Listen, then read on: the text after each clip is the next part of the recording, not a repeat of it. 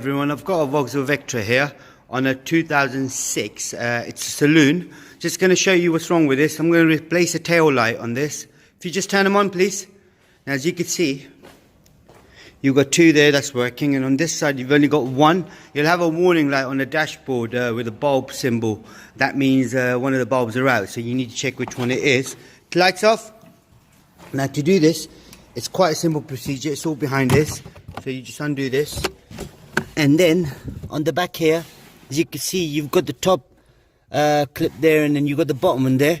So if you press both of them together and gently pull the whole light out, once you've pulled it out, this is the bulb, that's the indicator one. That's the tail light, and the one below that is going to be brake light. So if I just take the bulb out, once I've got it out, that's all I'm doing, and it's a 382 bulb, which I have put it somewhere. Here we go, that's the bulb, 382. So if we get it out of the box, now this is a single filament, as you can see. And then to put it back in,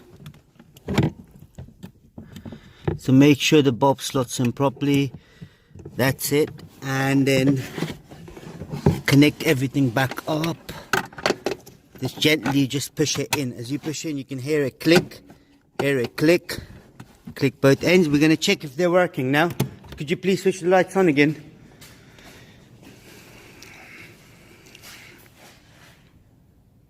Bingo!